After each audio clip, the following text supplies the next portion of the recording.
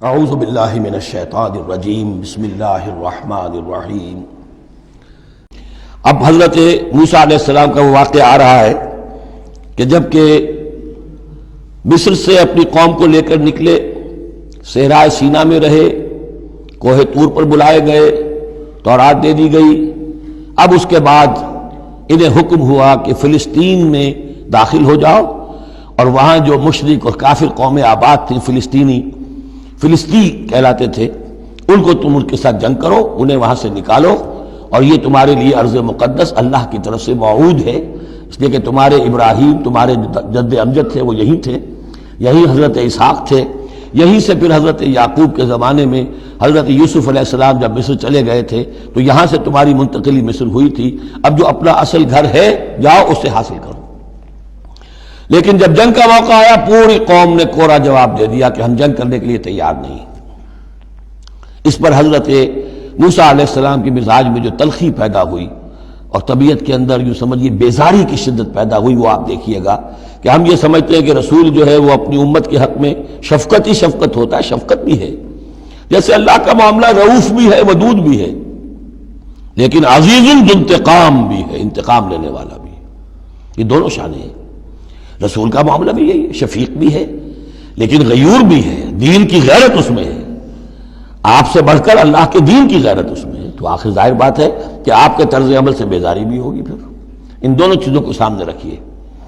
اور یہ بات ذرا میں عرض کر دوں، تھوڑی سا نکتہ ہے سمجھنے کا، کہ چونکہ اس قوم کو اب تک بہت سا تجربہ ہوا تھا معجزوں کا، پیاس لگی، ہم سورہ بقرہ میں پڑھ آئے ہیں، ایک ضرب لگی چٹان پر 12 چشمے پھوٹ گئے، کوئی محنت تو کرنی نہیں پڑی۔ بھوک لگی، من و سلوہ نازل ہو گیا۔ دھوپ لگی، سائبان جو ہے وہ ابر کا سائبان ساتھ ساتھ چل رہا ہے۔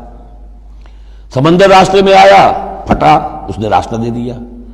تو اس سے یہ بھی کہا جا سکتا ہے کہ اس لاڈ پیار کی وجہ سے بگڑ گئے تھے، اور یہی حکمت ہے کہ حضور کی پوری زندگی میں آپ کو اس طرح کا کوئی معجزہ نظر نہیں آتا۔ مسلمانوں، جو کرنا ہے اپنی جان دے کر، ایثار سے، قربانی سے، محنت سے، مشقت سے، بھوک جھیل کر، فاقے برداشت کر کے کرو۔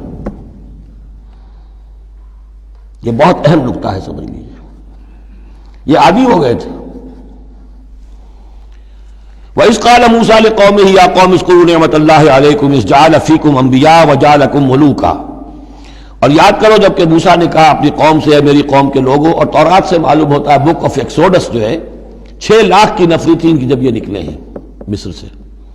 اب ان میں بوڑھے بھی، بچے بھی اور عورتیں بھی، ان کو نکال دیجئے تو کم سے کم 1 لاکھ تو ہوں گے کہ جو ایسے لوگ ہوں کہ جو جنگ کی صلاحیت رکھتے ہوں، اور نیچے جائیے برسبیل تنزل تو 50,000 تو ہوں گے، لیکن ان کا حال کیا ہوا وہ دیکھ لیجئے۔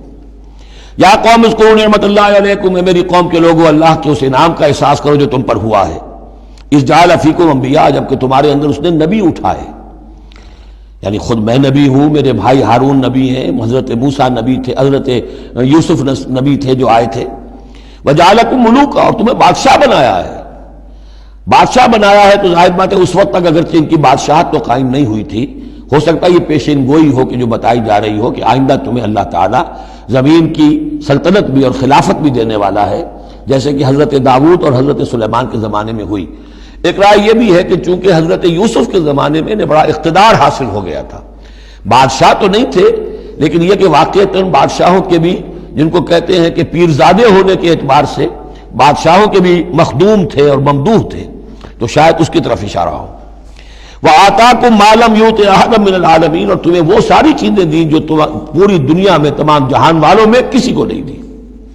یا قوم ادخلوا الارض المقدسۃ التي كتب اللہ لکم، اے میری قوم کے لوگوں اب داخل ہو جاؤ اس ارض مقدس میں، اس فلسطین میں جو اللہ نے تمہارے لیے لکھ دی ہے، اللہ کا فیصلہ ہے، تمہیں ملے گی۔ ولا ترتدوا على ادبارکم، اور اب اپنی پیٹھوں کے بل نہ واپس نہ پھرنا، فتنقلبوا خاسرین، اگر ایسا کرو گے تو خسارے میں رہو گے۔ قالوا یا موسیٰ ان فیہا قوما جبارین، انہوں نے کہا موسیٰ ہم فلسطین میں داخل ہو جائیں، اس میں تو بڑی جابر قوم ہے، بڑی طاقتور قوم ہے، قداور لوگ ہیں، لعیم ہے، جسیم ہے، ان فیہا قوما جبارین وانا لن ندخلها حتی یخرجوا منها، ہم اس زمین میں داخل نہیں ہوں گے، اپنے قدم نہیں بڑھائیں گے جب تک کہ وہ وہاں سے نکل نہ جائیں۔ وَإِن يَخْرُجُوا مِنْهَا فَإِنَّا دَاخِلُونَ، وہ نکل جائیں پھر ہم داخل ہو جائیں گے۔ قَالَ رَجُلَانِ مِنَ الَّذِينَ يَخَافُونَ، کہا دو اشخاص نے کہ جو خوف رکھتے تھے اللہ کا بھی، انعم اللہ علیہما، اللہ نے بھی ان پر انعام کیا تھا۔ یہ دو شاگرد تھے جو قریبی صحابی یا حواری تھے حضرت موسیٰ کے۔ یوشع ابن نون تو وہ ہے کہ جو پھر ان کے بعد جانشین بھی ہوئے، اور گمان غالب یہی ہے کہ وہ نبی بھی تھے، اور دوسرے تھے کالب بن یفنہ۔ تو ان دونوں نے اپنے قوم کے لوگوں کو سمجھانا چاہا۔ قال رجلان من الذین یخافون انعم اللہ علیہما ادخلوا علیہم الباب، ہمت کرو دروازے میں ایک دفعہ گھسو تو صحیح۔ فاذا دخلتموہ فانکم غالبون، جب تم داخل ہو جاؤ گے تو غلبہ تمہیں مل جائے گا۔ وعلی اللہ فتوکلوا، اللہ پر توکل کرو، ان کنتم مؤمنین، اگر تم مومن ہو۔